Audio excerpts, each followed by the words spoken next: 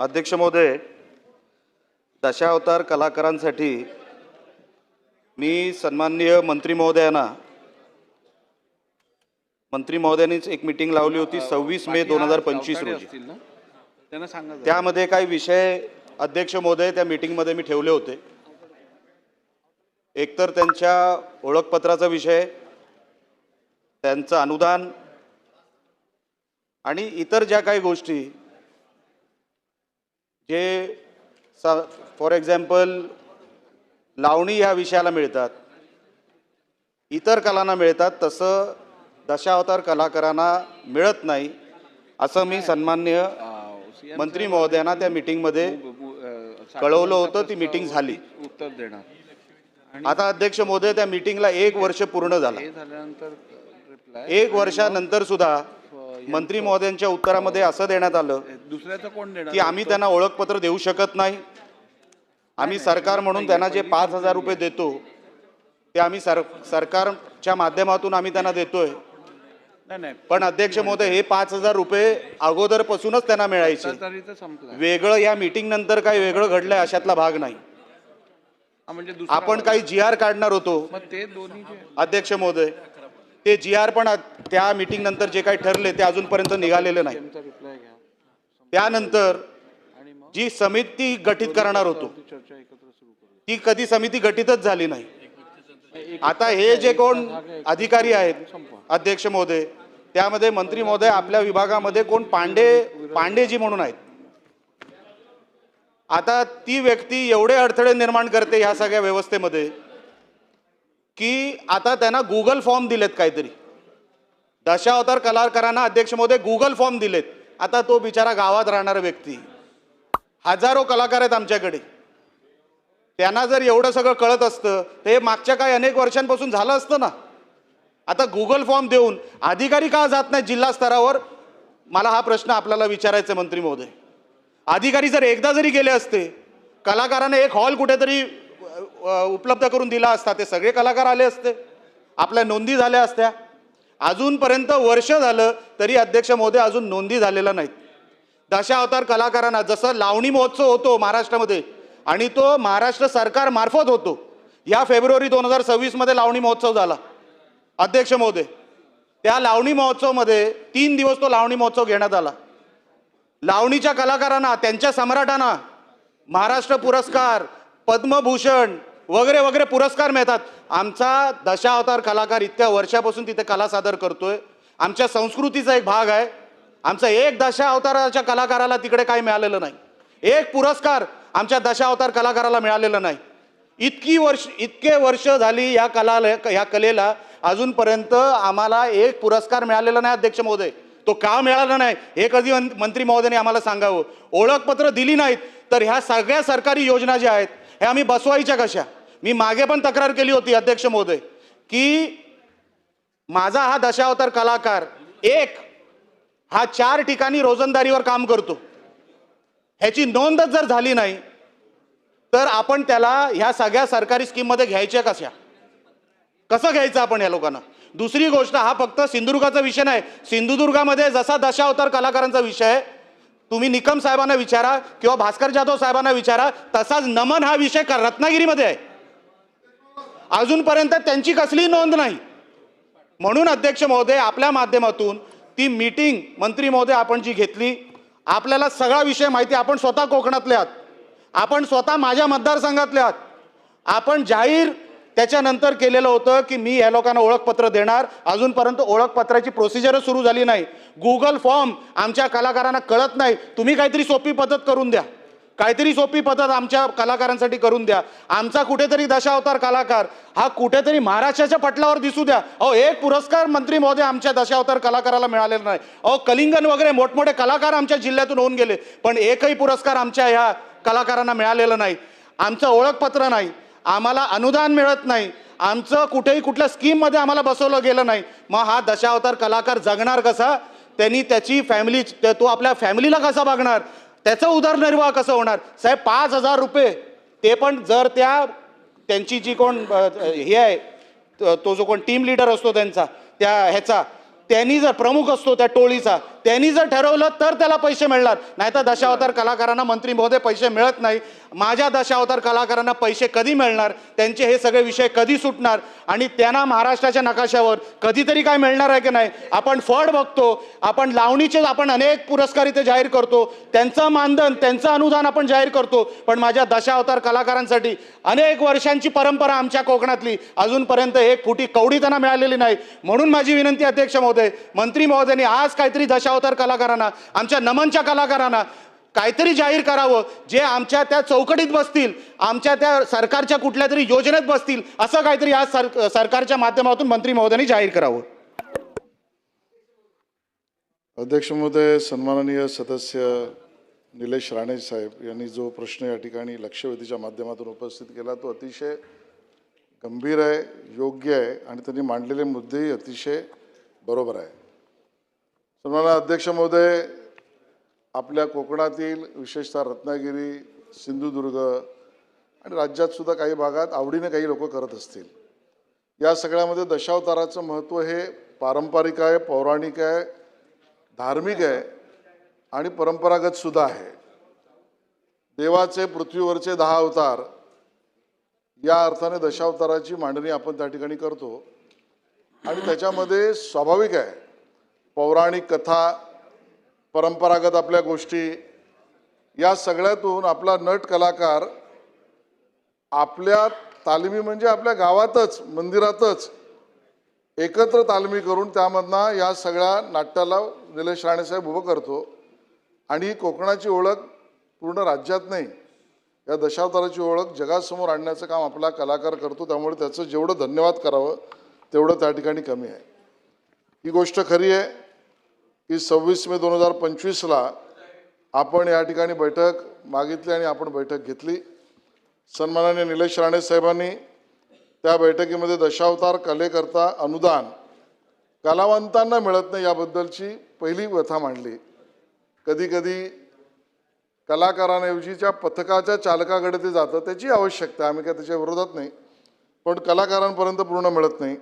दुसरी विनंती त्यांनी केली होती आणि मागणी केली होती, दशावतार कलाकारांची नोंद असली पाहिजे आणि सिंधुदुर्ग जिल्ह्यातील सर्व मंडळांची तपासणी असणं आवश्यक आहे. 3 विशेष मागण्या या बैठकीमध्ये आपण केल्या.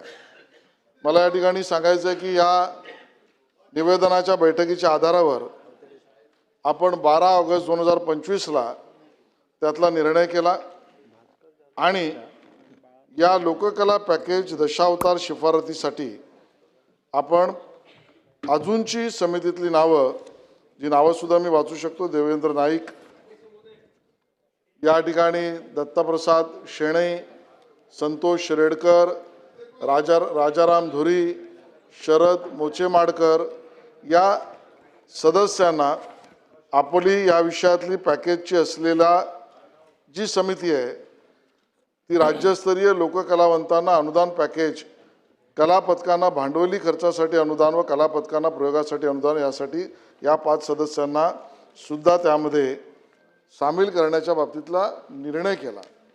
सुरुवातीलाच मी सांगतो की 1 वर्ष झाल्यानंतर सुद्धा या संदर्भामध्ये कारवाई पुढे जी प्रशासकीय स्तरावर झाली नाही, आपण अधिकाऱ्याचं नाव सुद्धा घेतलं. त्यामुळे पहिलं तर मी आपल्याला सांगतो की या प्रशासकीय स्तरावर जी दिरंगाई झाली त्याबद्दल चौकशी मी करीन. माननीय सांस्कृतिक सचिवांच्या अंतर्गत याची चौकशी आणि आवश्यकता असेल तर कारवाई सुद्धा आम्ही करू. हा पहिला मुद्दा आहे.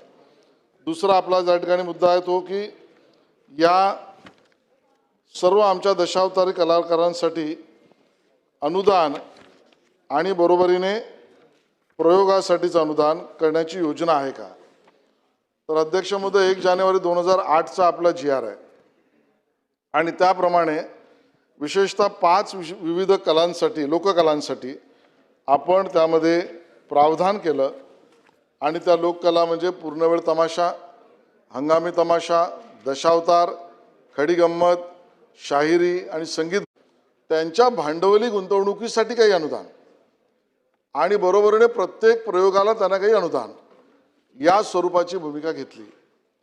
मला या ठिकाणी 2008च्या निर्णयानुसार भांडवली अनुदानासाठी या 5 लोककलांसाठी 50 लाख रुपये हा आपण त्या ठिकाणी निर्णय केला आणि बरोबरीने यांच्या प्रयोगांसाठी आपण दशावतारी मंडळांना 15,000 रुपये प्रयोगासाठी अनुदान, असे 20 जास्तीत जास्त प्रयोग संख्या असं 3 लक्ष रुपये प्रत्येक कलापथकाला, अशा 40 कलापथकांसाठी सुद्धा 1,20,00,000 रुपये ठेवले.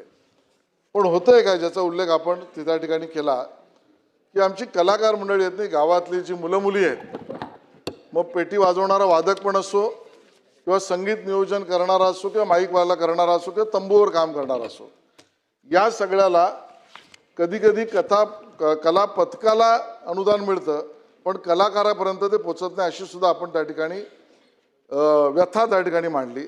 आणि म्हणून आज मी या ठिकाणी घोषित करतोय की दशावतारासाठी सुद्धा आणि याबरोबर 5 अन्य कलाकारांसाठी लोककलांसाठी जे 2,22,00,000 रुपयाचं अनुदान आपण जे ठरवलं होतं ते आपण वाढवण्याचा निर्णय करतो, जेणेकरून दशावतारी मंडळींना सुद्धा त्यातलं मिळावं. हे अनुदान 2,22,00,000वरनं दुप्पट 4,40,00,000पर्यंत आपण करू, म्हणजे ते जास्तीत जास्त दशावतारातल्या सुद्धा करण्यासाठी येईल. एक. दुसरं, कला पथक चालवणारे जे आहेत त्यांच्याही काही अडचणी आहेत.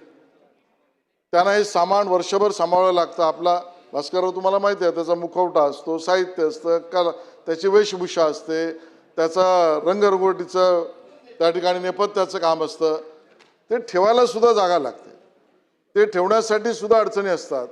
आणि त्यामुळे कला पथक चालकाला बाजूला केलं तरी योग्य नाही, कलाकारांना मिळणं सुद्धा आवश्यक आहे.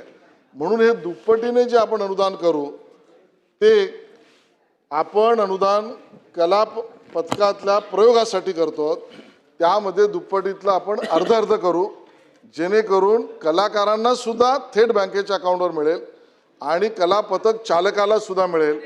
अशा पद्धतीने दोघांनाही त्या ठिकाणी अनुदान मिळावं, अशा पद्धतीचा आपण निर्णय करतो. या संदर्भातला GR हा येत्या 15 दिवसात आपण काढू. समितीत आपण सुचवलेली नावं या ओरिजिनल शासन निर्णयात वाढवून तो निर्णय सुद्धा 15 दिवसात आपण काढू. आपण तिसरा प्रश्न उपस्थित केला की जिल्हा अधिकारी आमचे जिल्हा स्तरावर गेले पाहिजेत. गुगल फॉर्म ही थोडी किचकट पद्धत, लोकांना सोयीची पद्धत आहे की नाही, तर स्थानिक जिल्हाधिकाऱ्याशी बोलून येत्या महिनाभरात आमचे अधिकारी जिल्हा स्तरावर जातील, हाही निर्णय करू. चौथा मुद्दा आपण म्हटलं की ओळखपत्र त्यांना दिली पाहिजे.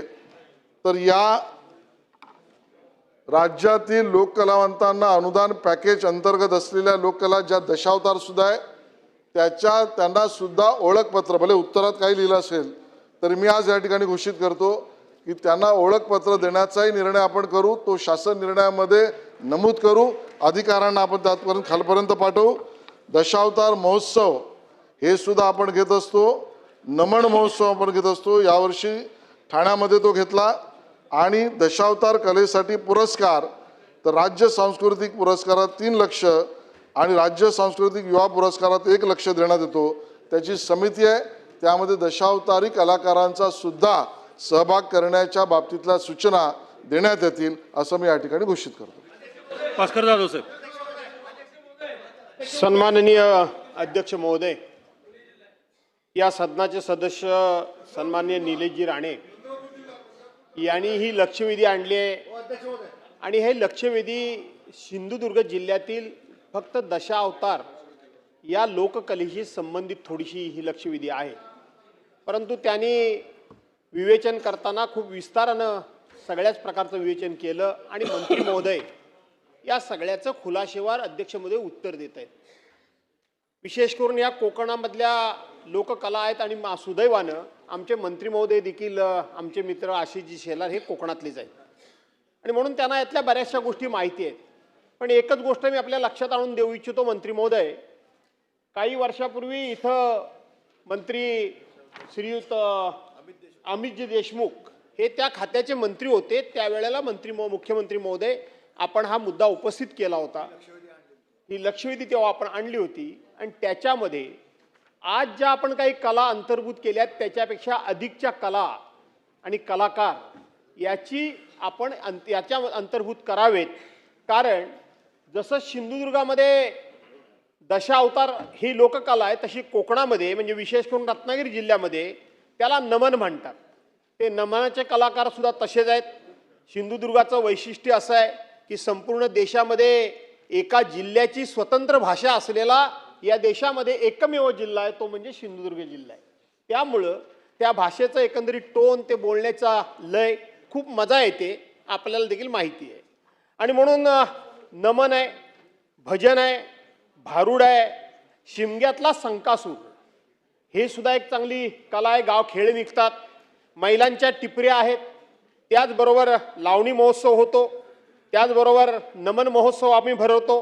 कोकणातली पाककला तर बोलायचं कामच नाही. स्वच्छतेबद्दल कोकणात कोणी हातच धरू शकत नाही. आणि त्याचबरोबर जाखडी नृत्य आणि सगळ्यात महत्त्वाचे म्हणजे शक्ती आणि तुरा हे नाच, ज्याला थोडा चेष्टेनं पूर्वी बाल्यानाच म्हणून म्हणायचे, रागवू नये त्या मंडळींनी, परंतु शक्ती आणि तुऱ्याचे नाच हे सगळे खेळ जे कलाकारांना मानधन मिळतं, त्या मानधनाच्या व्याख्येमध्ये अंतर्भाव करावा अशा प्रकारची मागणी आपण त्यावेळेला मंत्री महोदय आपण केली होती. आणि अमितजी देशमुखांनी या सभागृहामध्येच आम्हाला आश्वासित केलं होतं की आपल्या उपस्थितीमध्ये एक बैठक आपण लावू आणि ह्या सगळ्या कलाकारांना, ह्या सगळ्या कलांना आपण त्या ठिकाणी त्याच्यामध्ये अंतर्भाव करून मानधन देऊ. मी आपल्याला पॉइंटर प्रश्न विचारतो की हीच बैठक आपण आम्हा सर्वांना बरोबर घेऊन, सर्वांना, म्हणजे याच्यामध्ये सत्ताधारी आणि विरोधक असा काही भेदभाव वगैरे तुम्ही करणार नाही याची खात्री आहे मला. आणि म्हणून त्याच्यात मला पण बोलवा.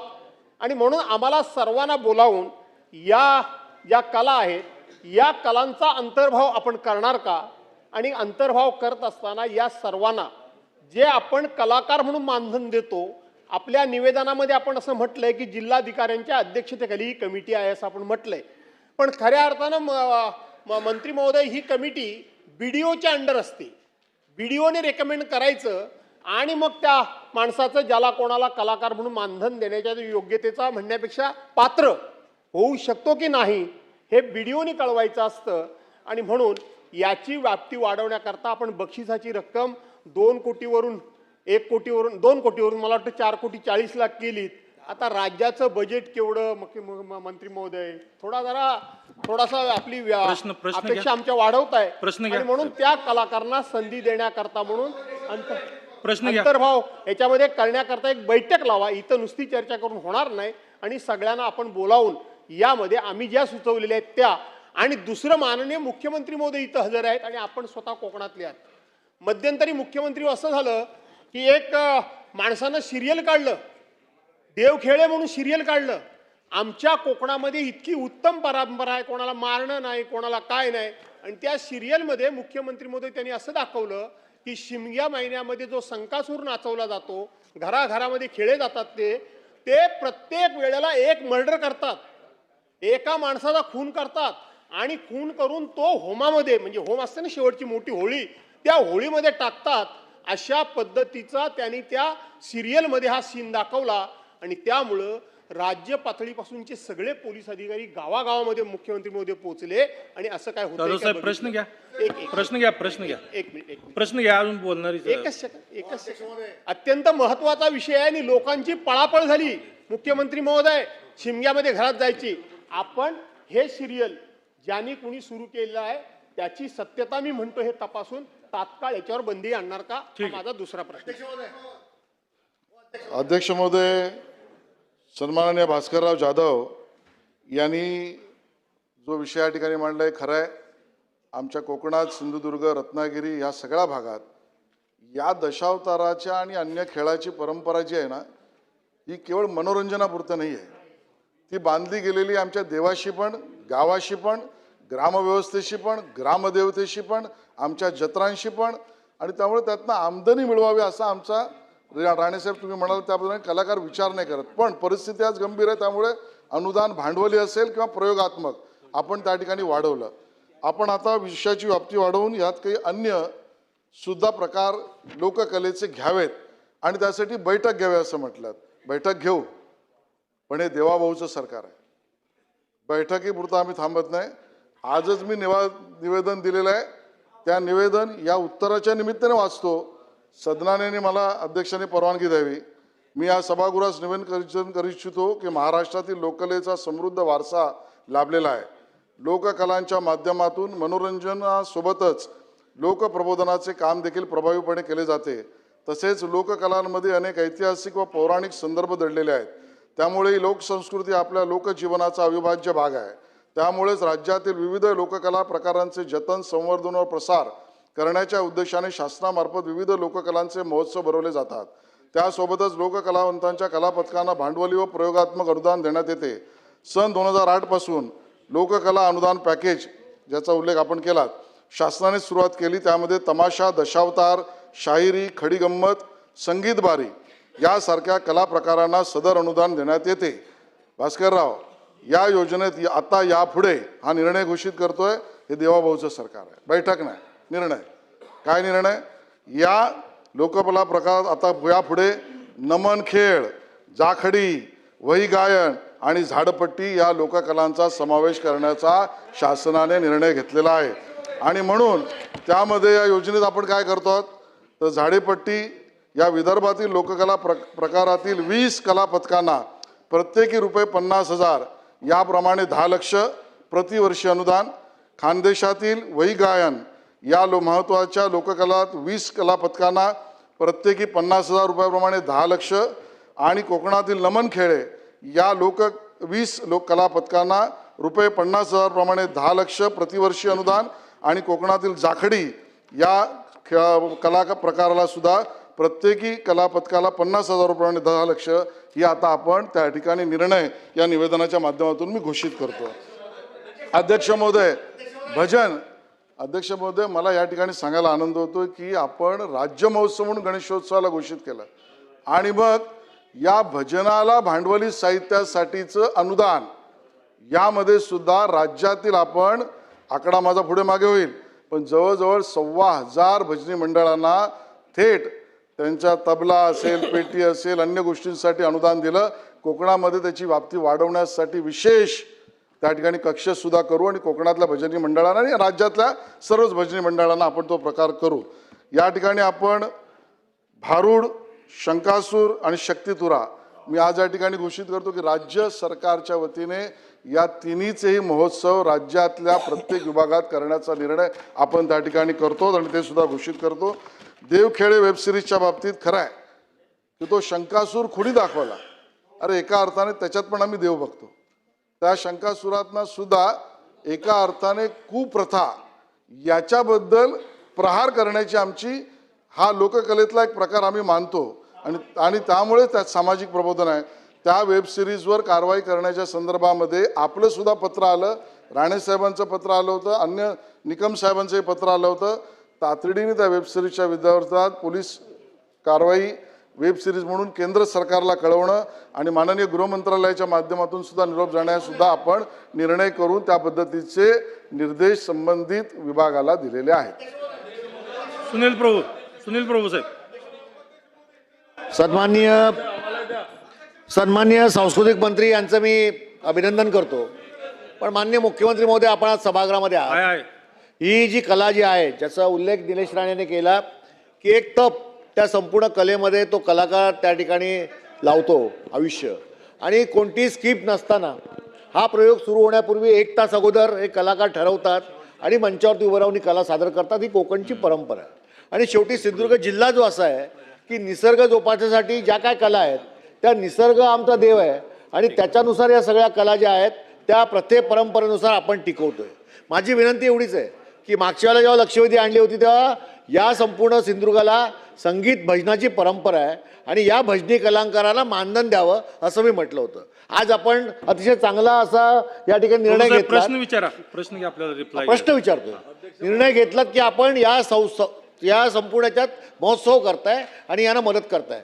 मी आपल्याला एवढीच विनंती करतोय की निवृत्तीच्या वेळेला जेव्हा उत्तर वयामध्ये हे जेव्हा कलाकार जातात तेव्हा त्यांच्या संपूर्ण जीवनमरणाचा प्रश्न असतो, कुटुंब चालवावं कसा प्रश्न असतो. अशा वेळेला भजनी कलाकार हे आमचे दशावतार कलाकार आणि बाकीची आपण ज्यांचा उल्लेख केलात यांना अशा काळामध्ये काहीतरी मानधन देण्यासंबंधी सरकार निर्णय घेणार आहे का, ते मानधन त्यांच्या आयुष्यामध्ये फार मोलाचं ठरणार आहे. आणि म्हणून उतार वयामध्ये असे जे कलाकार आहेत त्यांना निकष लावून अशा पद्धतीची मदत सरकार करणार आहे का? तर मंत्री महोदय लिमिटेड उत्तर घ्या आता. सन्मान्य अध्यक्ष महोदय, भजनी कलाकार आणि सर्व कलाकारांच्या बाबतीत सुद्धा भांडवली अनुदानासाठी आपल्याकडे योजना आहे. राज्य सरकारची वृद्ध कलाकारांसाठी राजश्री शाहू वृद्ध कलाकारांच्या पेन्शनसाठी सुद्धा योजना आहे. त्या संदर्भात जिल्हाधिकारी स्तरावर समिती असते, ज्याचा उल्लेख आपण व्हिडिओ केला. त्यामध्ये दशावतारी कलाकारांचा सुद्धा समावेश करण्यात येईल. भजनी कलाकारांच्या विषयामध्ये आपण बैठक घेऊन निर्णय करू. चला